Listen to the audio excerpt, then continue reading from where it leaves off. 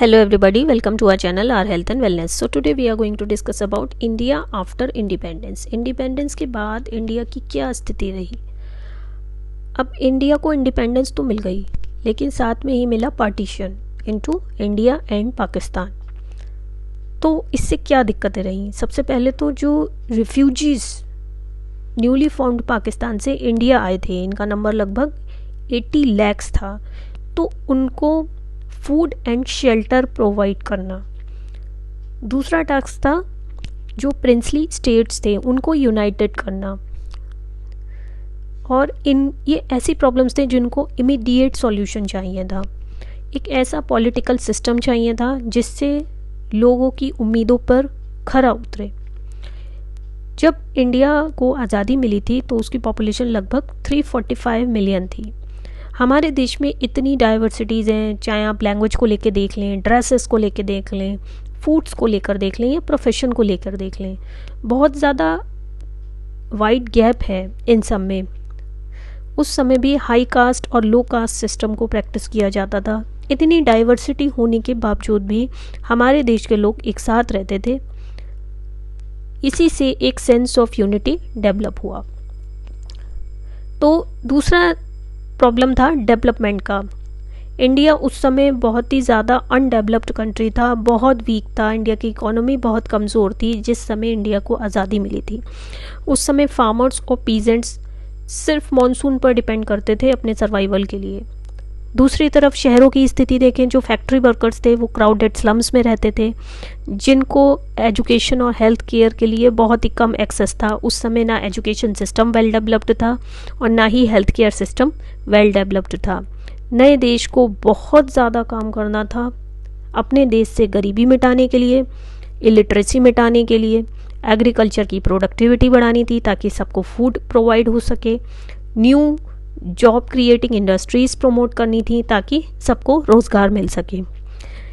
तो इन सब चीज़ों को ध्यान में रखते हुए सबसे पहले तो कानून लिखा गया हमारे देश का, जिसके लिए अडॉप्ट किया गया यूनिवर्सल एडल्ट फ्रेंचाइजी, जिसका मतलब ये हो जाता है सब इक्वल हैं। कानून की नज़र में सब इक्वल हैं, चाहे वो कोई भी हो, चाहे वो किसी भी कास्ट का हो, किसी भी क्रीड का हो, किसी भी रिलीजन का हो, कानून की नज़र में सारे ही सिटीजन्स इक्वल हैं। दूसरा फीचर था हमारे देश के कॉन्स्टिट्यूशन का, तो जो डिसएडवांटेज इंडियंस थे, जिनको कोई भी एडवांटेज कभी भी मिल ही नहीं पाया था, जैसे ट्राइबल पीपल हो जाते हैं, जैसे पुअर पीपल हो जाते हैं, तो उनके लिए स्पेशल प्रिविलेजेस दिए गए। जो अनटचेबिलिटी का प्रैक्टिस था उसको कम किया गया। टेम्पल्स को सबके लिए ओपन किया गया। कुछ सीट्स लेजिस्लेचर्स में, गवर्नमेंट जॉब्स में रिजर्व की गई ताकि उनको प्रिविलेज मिल पाए, वो आगे बढ़ पाएँ, वो लाइफ में कुछ गेन कर पाएँ। जो शेड्यूल्ड ट्राइब्स थे या आदिवासी थे उनको भी रिजर्वेशंस मिले सीट्स में, जॉब्स में, और शेड्यूल्ड कास्ट की तरह इनको भी डिस्क्रिमिनेट किया जाता था, डिप्राइव किया जाता था। तो बैलेंस बनाने के लिए सेंट्रल और स्टेट गवर्नमेंट्स के बीच में कॉन्स्टिट्यूशन ने 3 लिस्ट ऑफ सब्जेक्ट्स प्रोवाइड किए। One is the union list, another is the concurrent list, जिसमें कुछ सब्जेक्ट्स ऐसे थे जिसकी सेंटर और स्टेट्स की ज्वाइंट रिस्पॉन्सिबिलिटी थी, और एक थी आपकी स्टेट लिस्ट। एक दिक्कत ये आई कि लैंग्वेज का प्रॉब्लम उभर कर आया, क्योंकि ब्रिटिशर्स तो चले गए थे, लेकिन ये जहाँ जहाँ रहते थे वहाँ वहाँ के लोगों को इंग्लिश तो सिखा ही गए। तो पूरी इंडिया में ही एक तरह से इनका कब्जा हो गया था और पूरे इंडियंस को कहीं ना कहीं इंग्लिश सीखने को मिल गई। इससे क्या हुआ, हिंदी थोड़ा सा पिछड़ गई। तो ऑफिशियल लैंग्वेज के लिए थोड़ा सा दिक्कत आई, क्या अडॉप्ट करें, इंग्लिश करें या हिंदी करें। तो फाइनल डिसीजन ये रहा कि हिंदी को ऑफिशियल लैंग्वेज माना गया, लेकिन इंग्लिश को स्टिल कोर्ट्स में, कम्युनिकेशन में between one state and another, services में यूज़ किया जाता है। नेक्स्ट आया स्टेट्स कैसे बने। स्टेट्स बनाने के फेवर में कोई भी नहीं था, ना ही प्राइम मिनिस्टर जवाहरलाल नेहरू थे और ना ही deputy prime minister Sardar Vallabh भाई पटेल थे। उनकी एक वजह थी, क्योंकि वो जानते थे कि इंडिया को आज़ादी पार्टीशन से ही मिली है और वो फर्दर पार्टीशन नहीं चाहते थे, वो अपनी जगह बिल्कुल सही थे। लेकिन दिक्कत ये आई कि कुछ हमारे देश में कुछ लोग कन्नड़ बोलते थे, कुछ मलयालम बोलते थे, कुछ मराठी बोलते थे, कुछ तेलुगु बोलते थे, वो हिंदी नहीं बोल पाते थे। उनकी बात भी अपनी जगह सही थी, तो उन्होंने प्रोटेस्ट करना शुरू कर दिया। सबसे स्ट्रॉन्ग प्रोटेस्ट आया from the Telugu speaking districts. तो फाइनली गवर्नमेंट को डिसीजन लेना पड़ा और new state of Andhra Pradesh बना। जब एक बार आंध्र प्रदेश बन गया तो बाकी लिंग्विस्टिक कम्युनिटीज़ ने भी प्रोटेस्ट करना शुरू किया और अपनी डिमांड रखी सेपरेट स्टेट्स के लिए। इससे हमारा नॉर्थ इंडिया का हिंदी स्पीकिंग रीजन भी पीछे नहीं रहा और वो भी कई स्टेट्स में डिवाइड हो गया। नेक्स्ट आया आपका planning for the development. Development के लिए प्लानिंग कैसे हुई, तो उसके लिए एक प्लानिंग कमीशन सेट किया गया 1950 में, ताकि पॉलिसीज़ को डिज़ाइन किया जा सके, एग्जीक्यूट किया जा सके for the purpose of economic development. Planning process के सपोर्टर में से एक थे पंडित जवाहरलाल नेहरू। उन्होंने एक्सप्लेन किया था कि पर्पस ऑफ प्लानिंग क्या होना चाहिए, आइडियल्स ऑफ प्लानिंग क्या होना चाहिए, लेकिन ये सब वो लेटर्स के थ्रू चीफ मिनिस्टर्स को समझाया करते थे। फर्स्ट 5 ईयर प्लान में एग्रीकल्चर को सपोर्ट किया गया, उस पर फोकस किया गया, वाइल सेकंड 5 ईयर प्लान में हैवी इंडस्ट्रीज और डैम्स के बनने पर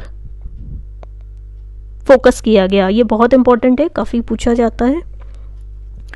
जब 12th 5 ईयर प्लान 31 मार्च 2017 में एंड हुआ तो गवर्नमेंट ने 3 ईयर एक्शन प्लान लॉन्च किया ताकि स्कीम्स को और अच्छे से इम्प्लीमेंट किया जा सके। तो हम कुछ फेमस डेट्स जो एग्ज़ाम्स में पूछी जाती हैं उनको डिस्कस करेंगे। तो पहली तो हमारी फर्स्ट एंड फॉरमोस्ट हो जाती है 15 अगस्त 1947 जब इंडिया को इंडिपेंडेंस मिली। सेकंड आ जाती है आपकी 30 जनवरी 1948 जब Mahatma Gandhi was shot dead by Nathuram Godse. Third आ जाती है आपकी 26 जनवरी 1950 जब इंडियन कॉन्स्टिट्यूशन को अडॉप्ट किया गया। 1950 में ही गवर्नमेंट ऑफ इंडिया ने प्लानिंग कमीशन को सेट किया। 1 अक्टूबर 1953 में आंध्र प्रदेश का नया स्टेट बना। 1960 में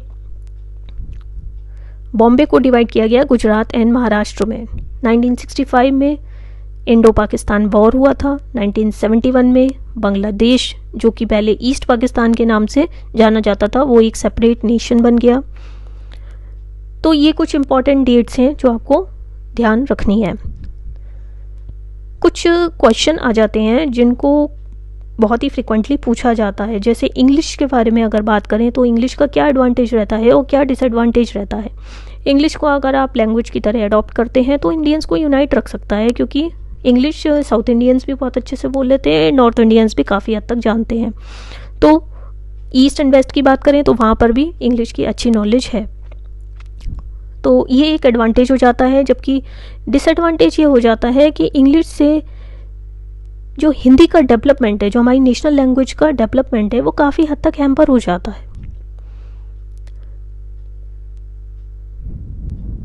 अब जो न्यूली इंडिपेंडेंट इंडिया था उसको क्या क्या प्रॉब्लम्स फेस करनी पड़ी, तो पहली तो हमने अभी बात करी थी 80 लाख रेफ्यूजीज़ जो कि न्यूली बॉर्न पाकिस्तान से इंडिया आए थे, उनका फूड एंड शेल्टर प्रोवाइड करना, उनको जॉब्स देना। तो ये थोड़ा सा एकदम से एक बड़ा प्रॉब्लम अराइज हो गया था। दूसरा प्रिंसली स्टेट्स का प्रॉब्लम। लगभग 500 प्रिंसली स्टेट्स उस समय हुआ करते थे, जो कि या तो नवाब रूल करते थे या फिर एक कोई महाराजा रूल करते थे। तो उनको न्यू नेशन में ज्वाइन कराना एक बहुत ही बड़ा टास्क था। हमारे नए देश को एक ऐसा सिस्टम अडॉप्ट करना था जो लोगों की उम्मीदों पर खरा उतर सके। नेक्स्ट एक क्वेश्चन पूछा जाता है कि इंडिपेंडेंस के बाद लोग पंडित जवाहरलाल नेहरू और हमारे deputy prime minister Sardar Vallabh भाई पटेल क्यों इंडिया को स्टेट्स में सेपरेट नहीं करना चाहते थे।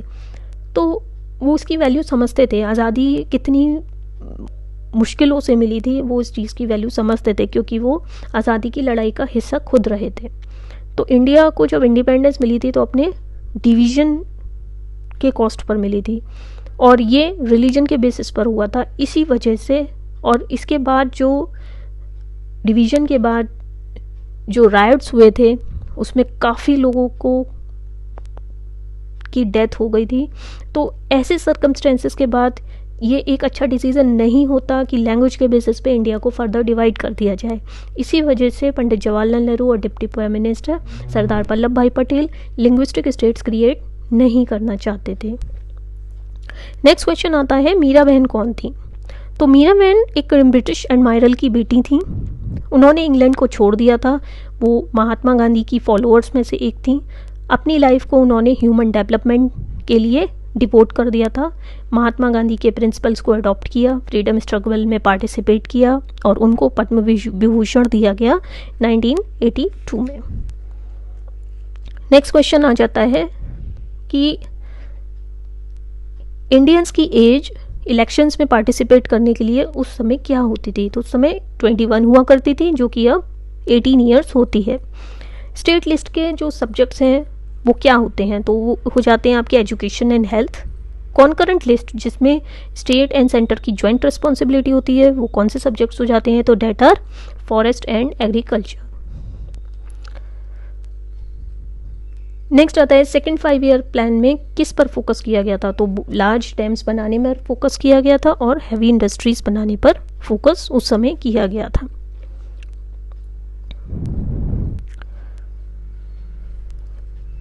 नेक्स्ट क्वेश्चन आता है कि जब इंडिया को इंडिपेंडेंस मिली तो उस समय इंडिया का डेवलपमेंट किस स्टेज पर था? तो जब इंडिया को इंडिपेंडेंस मिली तो इंडिया का डेवलपमेंट बहुत ही लो स्टेज पर था। बहुत सारे इंडियंस गांव में रहा करते थे। जो फार्मर्स और पीजेंट्स थे वो मॉनसून पर डिपेंड रहा करते थे।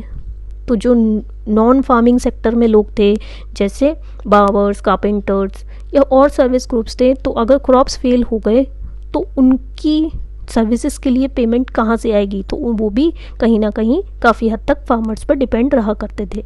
सिटीज़ में भी बहुत अच्छी कंडीशन नहीं थी। फैक्ट्री वर्कर्स को क्राउडेड स्लम्स में रहना पड़ता था। उनको हेल्थ केयर और एजुकेशन की एक्सेस बहुत ही कम थी।